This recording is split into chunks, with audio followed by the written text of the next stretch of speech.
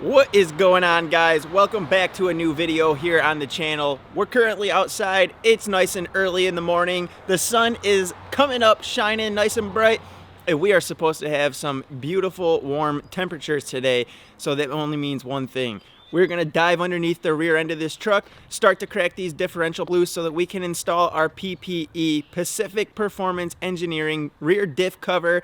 We gotta get these cracked loose so we can start to drain it. And also, while we're starting to let that drain and we're waiting for RTV to dry after we install the new pan, we're gonna start working on the ISPRO EV2 gauges and getting those wires all set up in a wiring harness, so to speak, so that we can start to run them in the truck, get them to their locations, and then look to start getting our ISPRO EV2 gauges installed in the 4th gen 6.7 liter Cummins. I'm not going to get two full installs in this video. The main install that I want to get done is the PPE rear differential cover.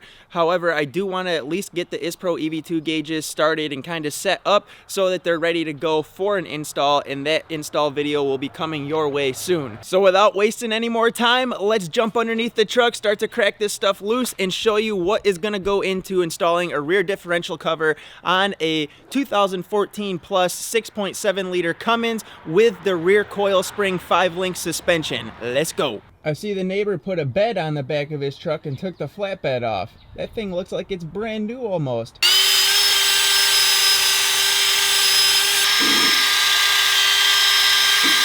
So I'm down underneath right now. I cleaned up this little bit around the axle for the moment.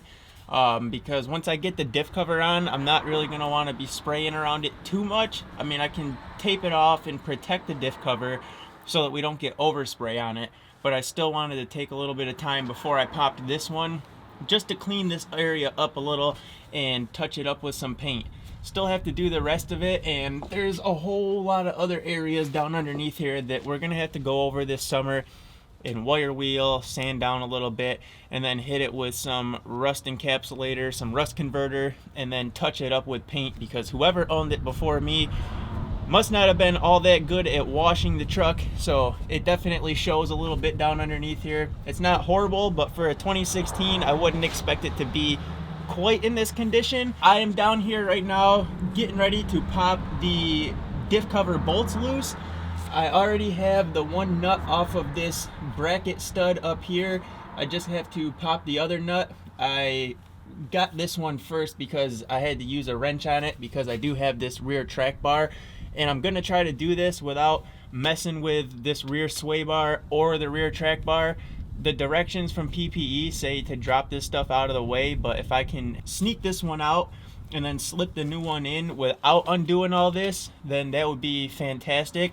So we're gonna see if we can't get away with doing that first without having to unhook all this other stuff and just strictly stay on track with the diff cover. So what I'm gonna do is get this last bolt off this bracket right here for all the ABS stuff, the brake lines and all that shit, whatever this stuff is.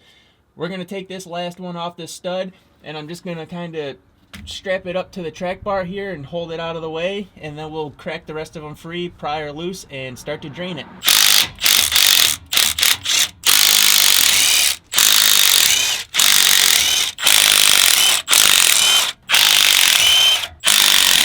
We got all of our diff cover bolts out right now except for the very top one, just so that when I smack this diff cover and it starts to pop loose and drain the fluid, it won't completely fall off and soak me in a bath. So we left that up there to just kind of hang the diff cover, and now we're gonna tap this sucker and bust it free.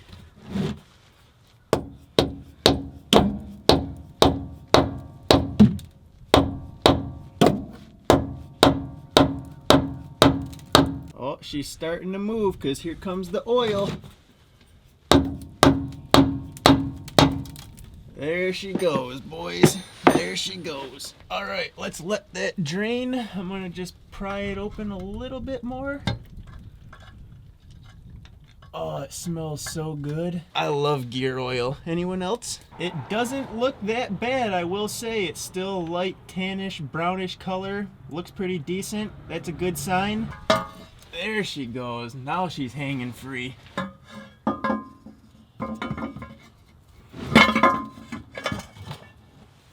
So there is my gear set in the back axle, guys, with the diff cover off. I just went and tried to clean this surface up as best as I could. I unfortunately don't have like a whiz wheel or a grinder with little sanding discs on it, so I don't have any type of power tool that can really go around this mating surface and really clean the rest of this corrosion right here on the edges off. I will be here forever trying to do that by hand, so I'm gonna use RTV around the new diff cover to seal it up.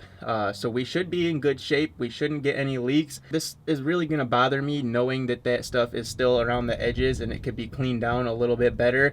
So what I'm gonna end up doing is revisiting this again and taking the PPE diff cover off, and I will get the Milwaukee die grinder, the Milwaukee grinder. They have like a right angle one that would be perfect for this job, and it's an M12 series. We'll go pick that up, we'll take the PPE diff cover back off, and then we'll go over that again with a little sanding disc to try and clean it down a little bit more, because that's going to drive me nuts knowing it's there, but we should still be good putting some RTV sealant on here. And this is the reusable gasket, so I could reuse this and clean it all up, but we're not gonna go that route. It doesn't look to be in that bad a shape. If I did clean it up, I probably could get away with reusing it, but PPE recommends to use the rear differential RTV gasket maker that they make. Permatex makes it, so they recommend that, and we're gonna follow their instructions. But here is the old diff cover. You can see the magnet right there. Does have some crap on it, obviously going to have that. So you can see some corrosion that was starting, and that's what's around the outside of the diff housing right there.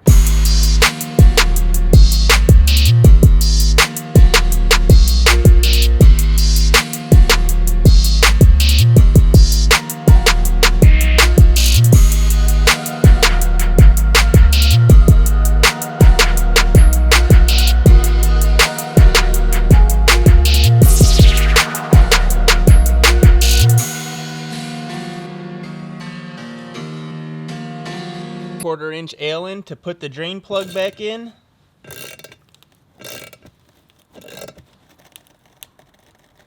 Just snugging that up. And 11/16 for the fill plug. Alright, I just wanted to run that fill plug through there because there was a little bit of paint in there from when we painted this thing. So I just wanted to run it through more or less to chase the threads and just clean them up a little bit so that we were good to go. So let's go get this thing bolted on the truck.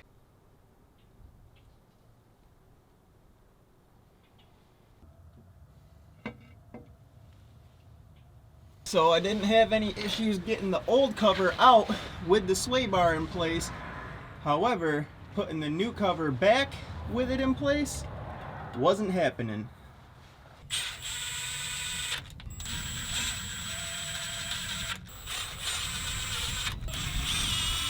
And the top two I need to do with a wrench, so it's gonna take me a couple minutes, and I'll catch up with you after. So there's the diff cover, boys. She's installed. We are reattaching the bracket right here for the brake lines. You just reuse the nuts that came off there originally, so we're getting those put back on right now. And then we're gonna reattach this guy over here to this stud, and then we let it sit and start to cure up, the RTV. Let it start to cure up. I'll fill it with fluid here in a little while.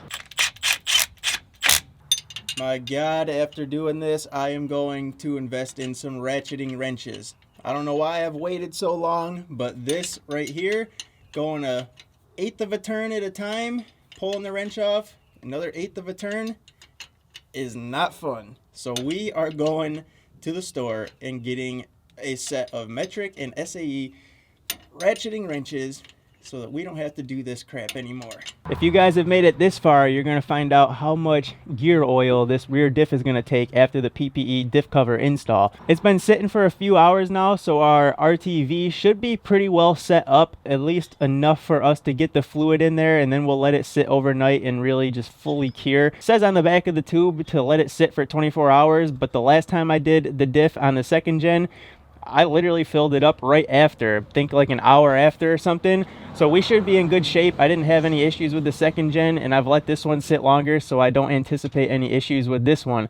So we're gonna get to filling it up with our Amsoil 7590 gear oil and see how much this baby holds. We're gonna start off with 4 quarts of our Amsoil Severe Gear 100% synthetic gear lube. Like I said, it is 7590, and these are called the Easy Pack. These are basically a big Capri Sun with a spout on the end of it, so that you don't have to wrestle and mess around with a bottle trying to fit it up into awkward positions. So this makes it so much easier and less of a mess to get your gear oil back into your differential when you're doing your service on it. These things are genius. They are definitely the way to go, guys. I'm telling you, if you need Amsoil products, you want to try them out, let me know. Send me an email, send me a message on Instagram, and I'll get you hooked up with my Amsoil guy so that you're able to purchase some and put it in your truck. You know I switch all my fluids over to it as soon as I'm able to, and I'm promising you, you won't regret that decision either. I'm not even gonna lie to you guys, that was still kind of a pain in the ass to do because this sway bar is so freaking close to the rear diff that I've still made a decent mess even with these pouches. So I just unhooked it again and let it drop down so we could get into it easier. I mean, for 4 bolts in 30 seconds to drop it and then put it back up, we're gonna do that so we're not wasting our product.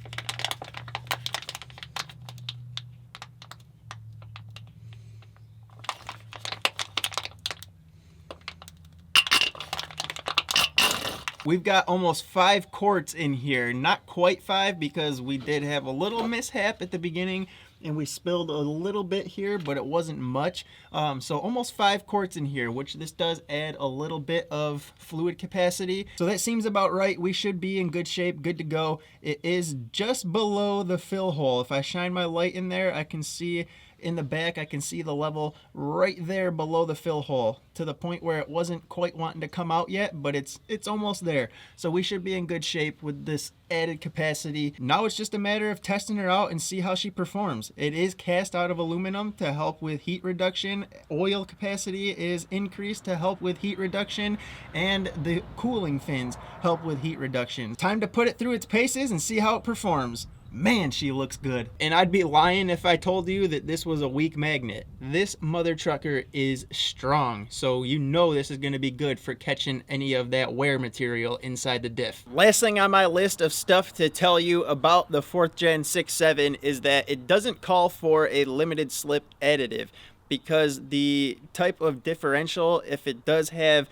anti-slip or limited slip in here, it's not using a clutch style limited slip, so therefore it doesn't call for any type of additive like that. Last thing on the list that I wanted to convey to you guys is that my truck, 2016 4th Gen 6.7 liter Cummins, 11.5 inch rear end, doesn't call for any type of additive, limited slip additive or anything like that. If these trucks are equipped with an anti-spin or limited slip type of differential, they don't use one that uses clutches, so they don't call for any types of additives when you're refilling the rear diff. Well, you guys, this is where I'm gonna wrap up the Pacific Performance Engineering rear differential cover video. As you can see, it's on the truck, and oh, does it look so good. Man, that bright red with the white PPE letters that's color matched to the truck just stands out and is so vibrant. Oh, it really sets off the truck. It's such a good contrast.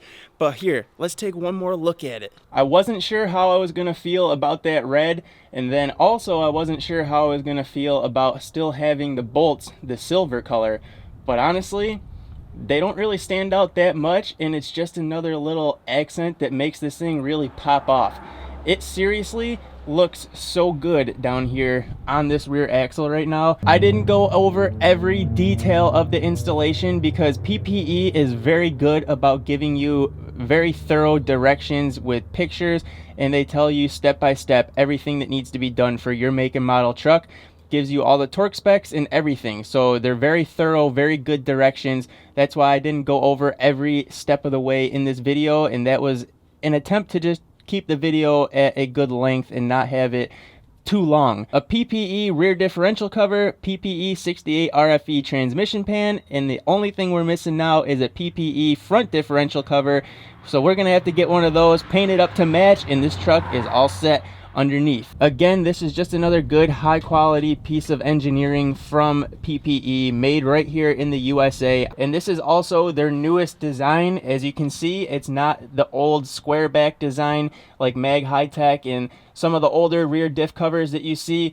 So don't freak out about a rear diff cover on the truck. I actually heard through the grapevine that PPE was redesigning their diff cover back before Gale Banks really made a push about diff covers not being that good for your truck. So before he started making all those videos about rear diff covers and putting out all that information, I've heard that PPE was already onto a new design and starting to come up with this layout right here. Now, I'm not telling you guys this to try and take any type of credit away from Gale Banks, because he really gave everybody a whole lot of good information on those old square back rear differential covers, and he put in a lot of time and a lot of work to come up with the information and the data that he came up with. And it was fantastic to be able to watch those videos and get to learn about that stuff, quite honestly. But he wasn't the only one who was onto that and coming up with new theories and designs for rear diff covers. But if I am being 100% honest, I'm not really a fan of the design of his diff cover. I don't like how it has those two little coattails that hang down off the rear axle. It just kind of looks a little odd to me. I'm sure the functionality is there and stuff, but I don't know if I would run it on my truck just because of the look of it. This one at least keeps the same shape of your rear axle housing here, and still has a nice little rounded channel in the back to keep that fluid rotating around the gear set. Just a much better looking design right here, if you ask me. That is enough out of me though. Don't forget to sub with those post notifications on before you leave. Hit that like button. Check out all the links down below, especially PPE and everyone else who's jumped on board with the channel to help us out with the new 4th Gen 6.7 Cummins. And I will see you guys again soon with another new video. Peace.